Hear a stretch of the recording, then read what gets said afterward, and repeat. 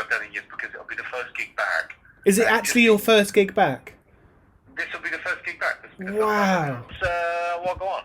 How has lockdown been for a comedian? That must be a weird mix of introvert and extrovert and not a lot to do. Yeah, it has been a little bit. It's been a challenge, I think, kind of sitting around doing nothing is what comedians do all day, every day.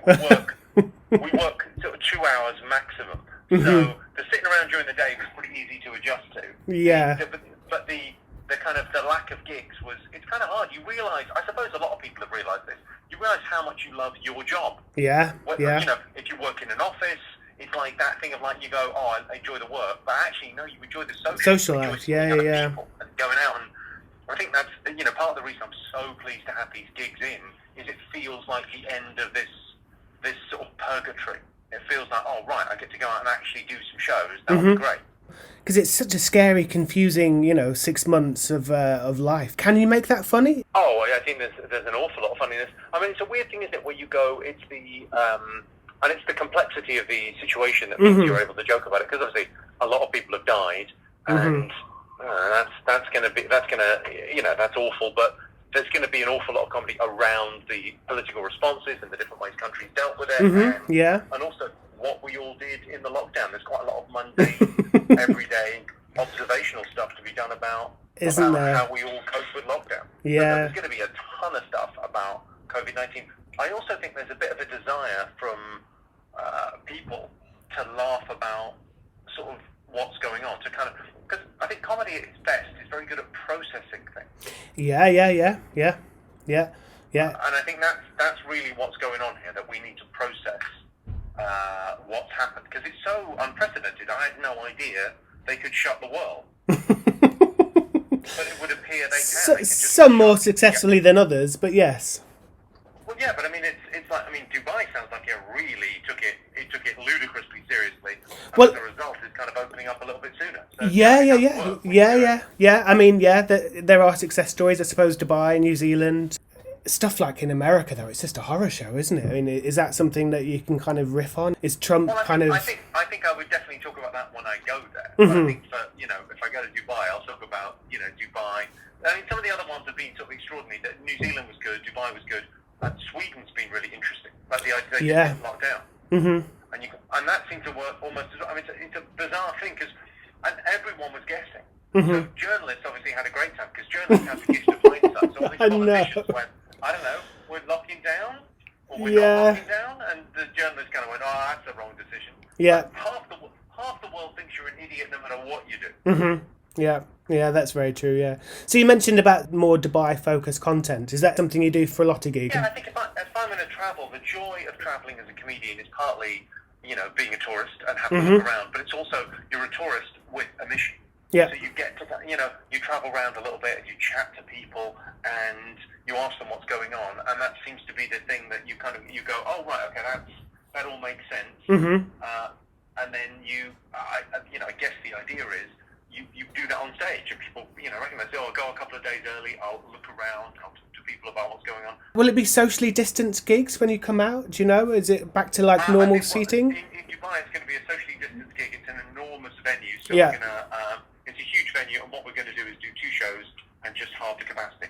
So Gotcha. hopefully that'll work. But yeah, that must be tough for a comedian because you vibe off their energy and you talk to the crowd. Well, maybe not for the larger ones. No, but... I'll be all right. I'll just put the monitor. I'll turn up the volume on the laughs. Great. Turn it up to 11. There you go. Yeah, I'll double the volume of the laughter, so the room's full. It'll be fun. It's also, I think it'll be a better gig than I've done in years. It'll be the best gig I've done in years because it'll be the first gig back. Is it actually your first gig back? This will be the first gig back. Wow. Is it nice to be back in this loop? The PR, the exciting gigs, the travel. It's something you crave. I mean, I'm hoping that this is the first. That the gate is now open. Yes. I think the industry is on its knees. God, isn't the it? The industry is like over here, like theatres are going bust. Oh, and totally, yeah.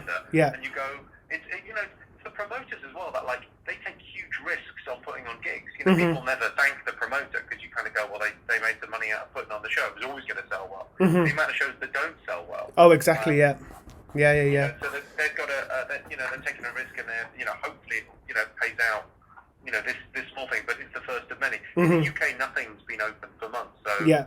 I think they've got to open it soon. It's the West End that could go under. Yeah. Oh, totally. Exactly. Yeah. Theatre shows that could go on. Theatre company just doesn't exist anymore. Yeah. So the West End and Broadway are really feeling it. It feels like with comedy shows and music shows, people are able to kind of use the time. You're able to write and pivot and do other things, and musicians can write and but it's hard to adjust. When you were planning on having a type of year and then it goes another way, it's hard. Well, that's the thing you have in common with everyone else. There is kind of a lovely thing about the fact that we're all in it together. Yeah. No matter what you do, you could be a famous touring comedian, or you could work at the local, the local 7-Eleven. Everyone's kind of had the same experience in lockdown, which is kind of nice. You're at home with your family. There's lots of I think that's where the comedy will come from. It's the shared experience. Yes. Yeah. I think you're absolutely right. So, what will you miss about the lockdown? I think it is too soon to miss a goddamn thing. It is nice to have time at home, but you kind of realise, there's something. I've got some gypsy blood in me. Literally and metaphorically. I've got a bit of wanderlust. Kind of idlewild. I like to travel. I like to see things. I like to meet people. Yeah. Yeah. So, have you been writing a new material? Has it been easy to be? It's been quite a fertile time for writing material.